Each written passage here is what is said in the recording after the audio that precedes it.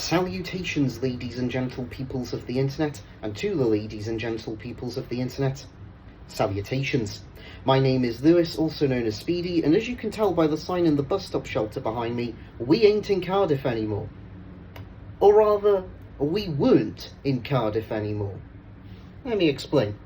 I am in the town, village, hamlet of Corsham. About 30 minutes northwest, I want to say. No, pardon me, northeast, I do apologise, of Bath city centre. Well, I get 13 minutes by bus. And there's a very good reason why I'm filming the opening bit of this vlog in a bus stop in what is seemingly, well, not necessarily the middle of buttfuck nowhere, as you can see over my shoulder, but it is pretty out there. And the reason for that... Oh boy, I'm getting nervous. The reason for that is because I've bought a car. Yes, I have bought a car. It's a car that I absolutely adore. It's a car that I will cherish. Moreover, it's a car that I've been looking for now, on and off, for the last 6 years. Or at least, not this specific car, but the make and model. I've been looking for a decent one for 6.5 years. 6.5 near enough. Let me think. I'm filming this bit of the vlog on Monday, January 22nd.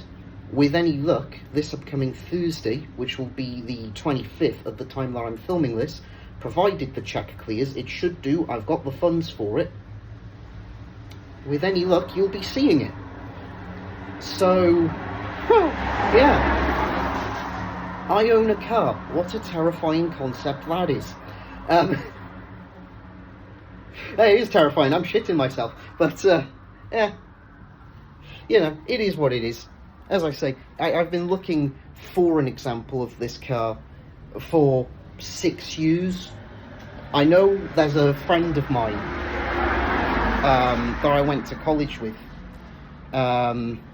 If you know him, you know him. Some of my subscribers will know him because some of my subscribers actually went on the same college course that I did back in the 2018 to 2019 academic year. You know, before the world became bricks. So, yeah. I got a feeling he's going to be envious. If he is watching this, he knows who he is. Because he owns a small mustard yellow Triumph, I believe it is. So if he is watching this, and if he is, you know who you are, I have a feeling you might be quite very envious of this. I did put it this way, even my dad is envious about this. And my dad owns a BMW. It's not a great BMW, but it's a BMW nonetheless. Anyway, I'm waffling. I've got to go before I miss the bus. All I have to do now is hope that I remember to put this at the start of the vlog. That's future Lewis's problem anyway. Right. See you for what will be for me in 3 days' time, but for you lot, a matter of mere seconds.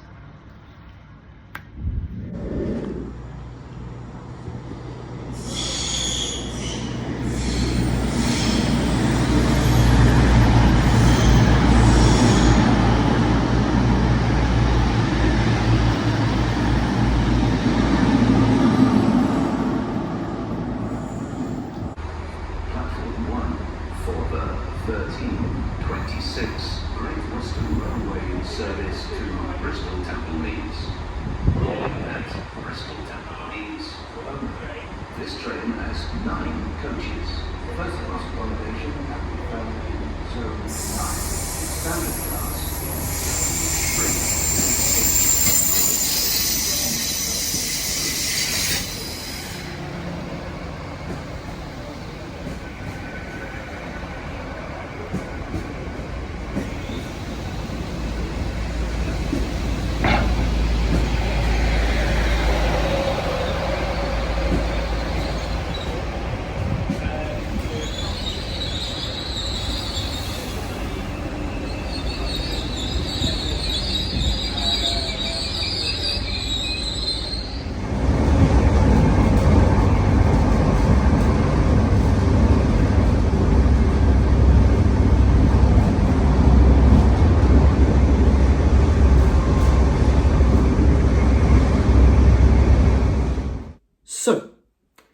Another day, my first sleepless night last night. Maybe out of nerves, maybe out of excitement, maybe a combination of the two, who knows. But, bad news. Turns out, the fraud department of my bank tried phoning me this morning to see if the cheque for the car was legitimate. Because I missed said call, the cheque bounced. I have, however, within the last, what's the time off camera? It's about 5 to 5.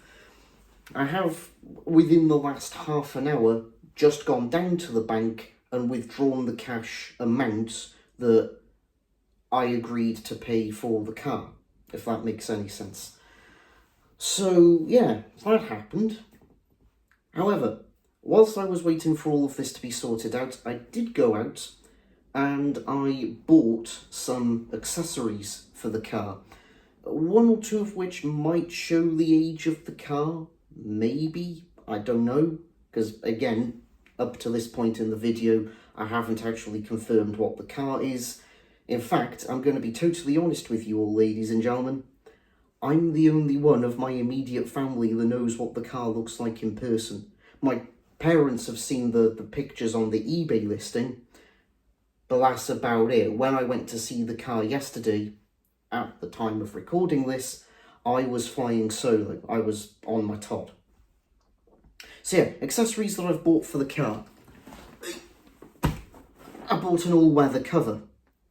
Not sponsored by Halfords, by the way, but if anyone from Halfords is watching this video, phone me. Anyway, so yes, an all-weather cover. It is big enough for the car.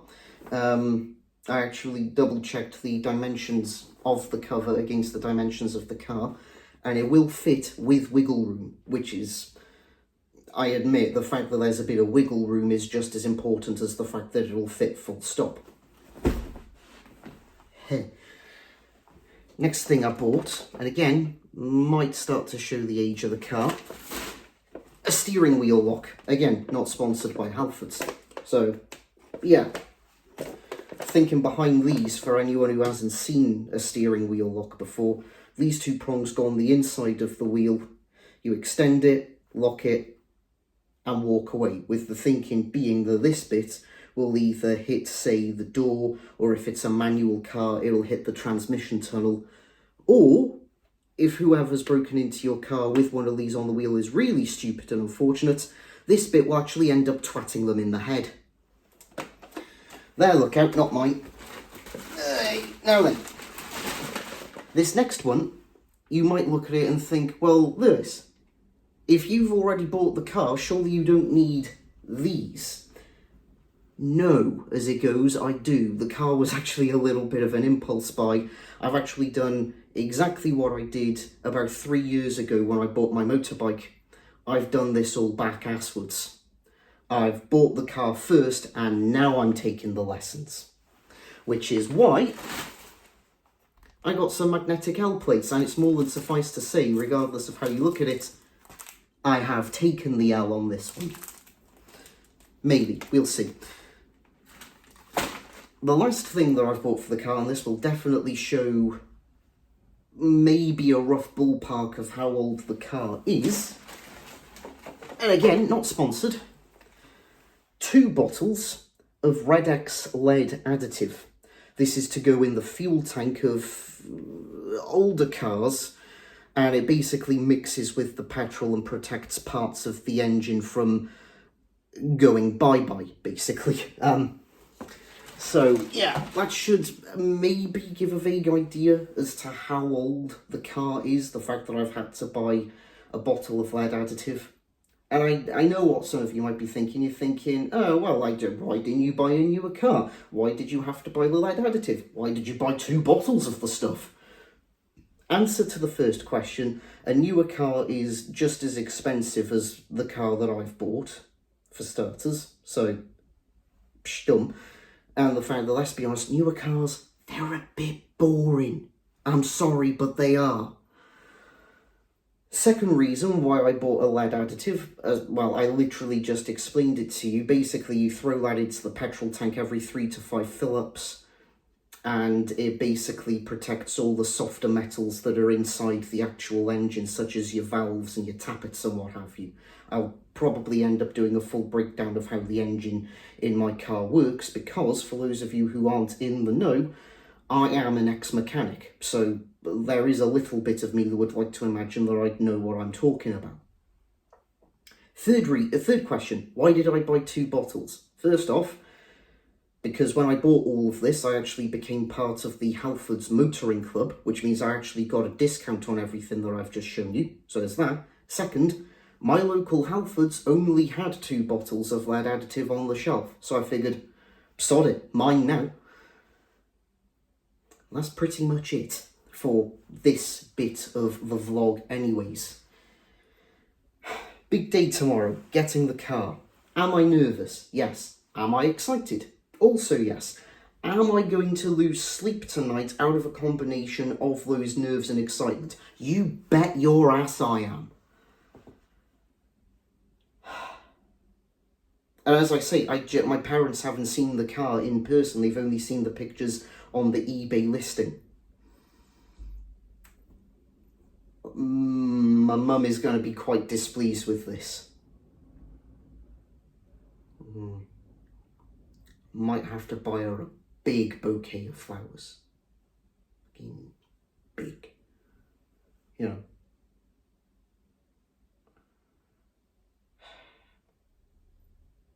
Still,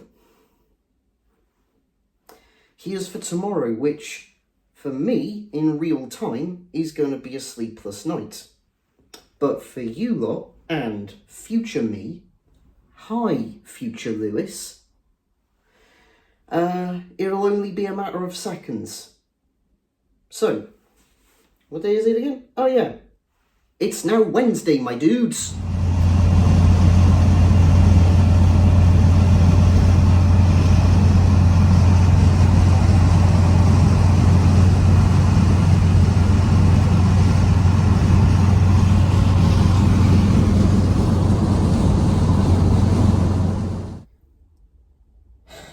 Well, here it is, ladies and gentlemen of the internet.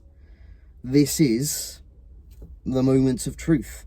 As you can tell from some of the B-roll that was filmed earlier, and as you can tell by this shot, the steering wheel is huge on this car. You know how in films that are like, you know, films that are set in America, and they show the bus drivers with the whacking great big dinner dish wheel, sort of, you know, really sawing away at it. That's pretty much this wheel. There's no power steering, but that's fine, because even with the car stationary as it is now on the driveway, I'm not going to lie, that's plenty light for someone like me. And this is me we're talking about. I've got the structural integrity of a sheet of paper. But you're all probably thinking, Lewis, this is all well and good. It's got a steering wheel the size of the moon. You've got the structural integrity of a wet fart. What is it?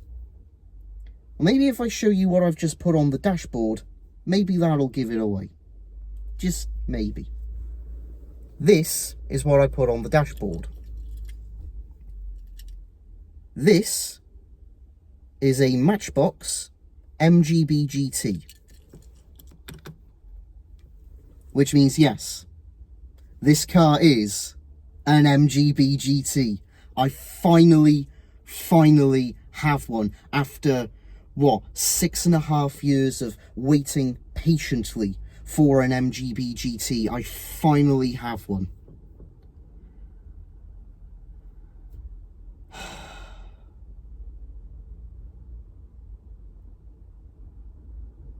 I said, I must admit, or rather I've been telling myself that it's not gonna sink in until the car's on the driveway. The car is on the driveway, outside my house. That's my mum's car, to the right of shot, Actually, might be left of shot as you're all looking at it. I don't know. Anyway, but yeah, this is it. It's on the driveway. I rode shotgun with my dad to bring it home.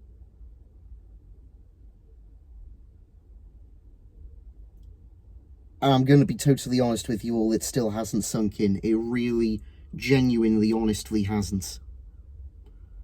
It really, truly hasn't. But it's mine! So I'm as happy as Larry. I don't know who Larry is, but I'm just as happy as him.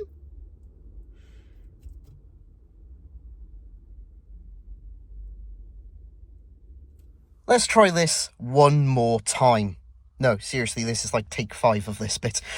Here's a POV of sitting in my MGB. And if I quickly raise the camera, you may realise that there is a problem. Said problem being that the top of the steering wheel, hello, is directly in my eye line. But thankfully I've got enough derriere around the rest of the wheel to actually see what it is that I'm doing. If I couldn't see out the car, believe you me, as lovely as it is, I wouldn't have bought it. Moving on, between the wheel, you've got your overdrive, just a simple little toggle switch. That actually activates I think it's a reservoir of some descriptor. And basically what that does is, in 3rd and 4th gear, it just lowers the revs that little bit more. Think of it as like a gear 3.5 and a gear 4.5 is probably the best way to describe it. Absolute godsend in a car of this vintage is overdrive. Let me tell you all something for the square root of nothing. And then you've got your fuel gauge. Now then, when we picked this up from the workshop, the fuel gauge was sort of bordering on empty. But thankfully, I did clock on Google Maps that there was a Sainsbury's petrol station about 10 minutes up the road from the workshop. Pulled up at the petrol station, £20 and a splash of lead additive later, that needle was at half mast, which was lovely to see. Moving back then, you've got your speedo gauges, you've got your tachometer, your speedometer, and then down there you've got your odometer. That odometer is actually registering 16,923 miles. I have good reason to believe that they're all original miles, because the engine in this little beauty has not, I'm going to say this again, it has not been rebuilt, which means it doesn't have an unleaded only friendly cylinder head, hence why I had to throw lead additive into the petrol tank. Unfortunately, however, the gauges, both the tachometer and the speedometer, are both made by Smiths, which means they don't work. And I mean that legitimately, because me and my dad were coming home in the car, POV, you're being manhandled and zoomed. Hi. The speedo needle was here, about 98, 99 miles an hour. I had an app open on my phone to say how fast the car was going, and we were actually doing 60. So the speedometer on the high end is nearly 40 miles an hour out of whack. I'm going to have to see if I can find someone that can redo the speedometer linkage. And there's the comically large wheel. There's my hand for comparison. Beep, beep. Anyway. But yeah, it does have some patina on it, mind you, does the wheel. The wheel, the gauge cluster surround, and the centre console, they all have a bit of patina on them.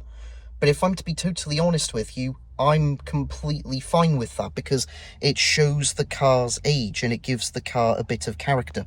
Ah yeah, well I remember as well, this is your indicator stalk. Anyways, yes, centre console, let's have a look at that. So you've got your period correct radio and your equally period correct speaker mesh grille. Not a clue if the radio works, I didn't try working it.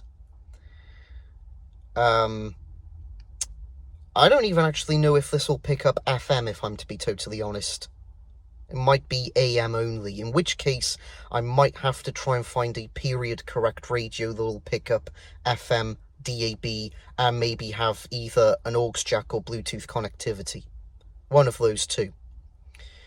Actually, speaking about these two bits, originally you could either spec it with the radio, which is what this one has got, or you could actually get this as a blank plate, and it would also be a blank plate down here where the speaker grill meshes as well, only it would have a whacking great big embossed MG logo. I very nearly said GM for some reason. It's not American, it's British. Boy howdy is it proud. Moving on then, you've got your transmission tunnel. I will admit the shifter boot has seen better days. Lovely walnut polished shifter grip. I'm going to depress the clutch. Oh, so real quick, that's it in neutral. So you go straight forward for first, middle and back for second, right and up for third, right and back for fourth, and then to get it in reverse, what you have to do is you have to throw it all the way to the right, then throw it all the way to the left and back. And that's your reverse. That's your reverse lockout, if you will. Over here then, you've got your glove box, which, yes, much like the rest of the dash, is metal. And then you've got this itty-bitty thing, which is, when the car's on, that's your little interior light. That is legitimately the only interior light in the car. It is comically small, and it is also comically dim. There's your mirror. Hi. Yeah, there's your mirror, and that is literally as well the only mirror on the car. There are no outside rear view mirrors on the car, which is period correct. If you can believe it, just the driver's side rear view mirror was an optional extra. I gotta laugh, because whoever bought this car from new didn't go for either mirrors, but yet they went for the radio and the Webasto sunroof. I have tried opening this. The runners need a bit of oil, unfortunately. Yeah, there's your passenger seat. Full, proper 3-point harnesses. And then around the back, you've got your rear 2+2 bench seat with comically small leg accommodation. Comically small. Who MG were kidding with this back in the day? I must admit, I'm not 100% sure. But yeah, actually, look at that. That is comically small space. Let's do a jump cut so I can, yes, unlock the boot lid. Quick mention as well, actually, before I show you the boot space.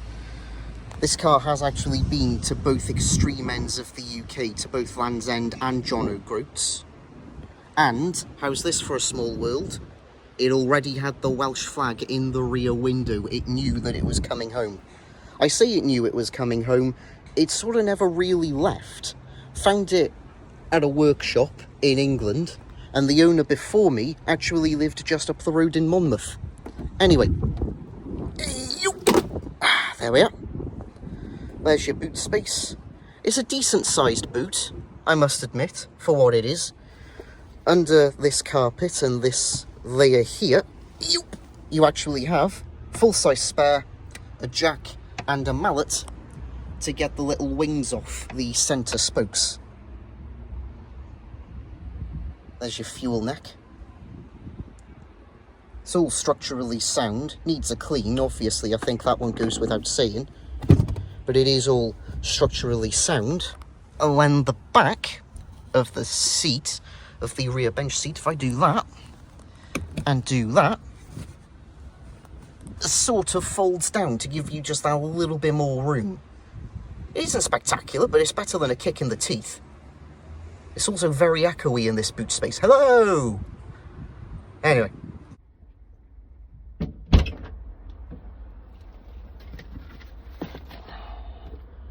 That's there, that down there.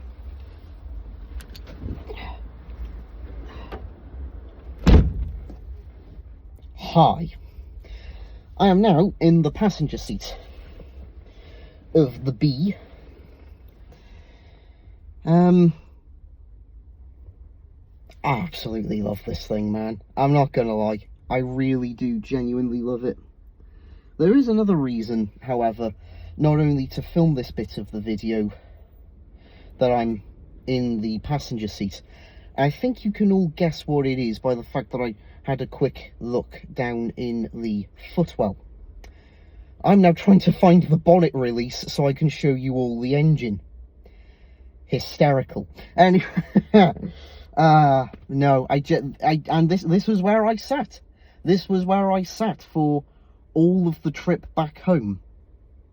And even from the passenger seat, I can tell you all, it was a buttery smooth ride, which is unbelievably impressive when you take into account that, again, this car is bordering on 57 years old. This exact car was actually first registered August 9th, 1967. So this car isn't too far off from turning 57 years old. Like I said earlier, this thing's old enough to be my dad. I don't actually know how to feel about that now that I think about it. It's probably best if I don't dwell on it, I must admit. Anyways, the engine.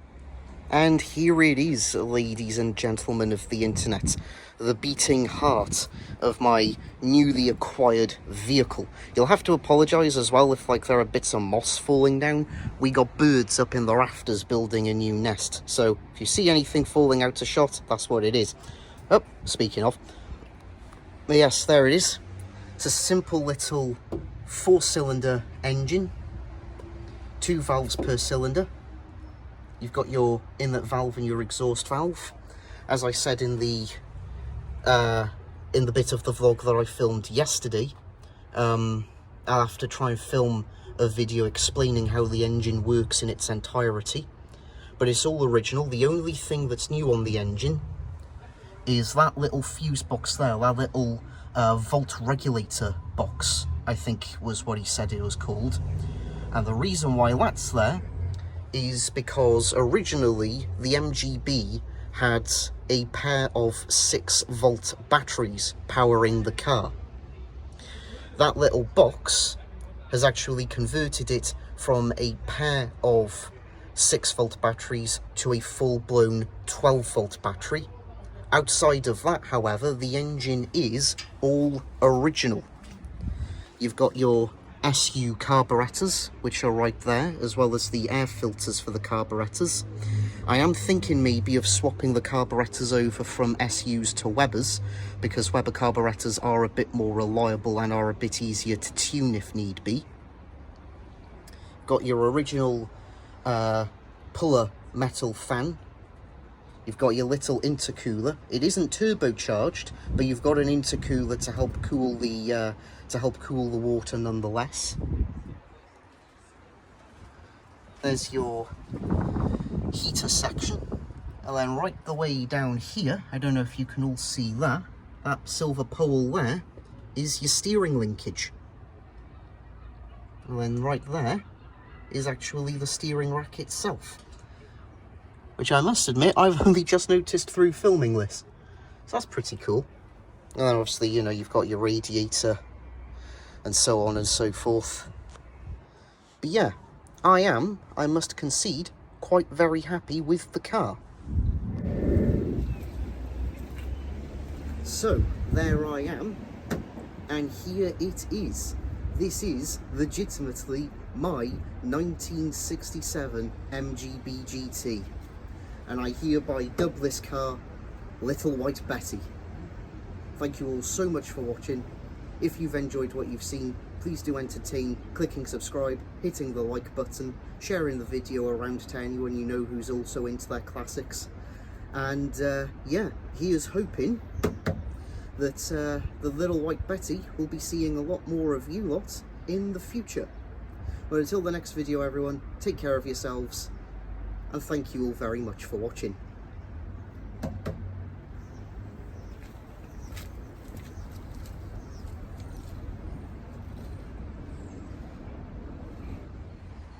As an aside, ladies and gentlemen, I mentioned earlier in the video that I wasn't going to open the Webasto roof because I thought the runners needed oil. As it goes, they don't. Basically, what I had to do was, I pretty much had to sit right on top of the transmission tunnel and pretty much have the handbrake up my arse. Kinky for some, but, it is what it is. But yes, there she is.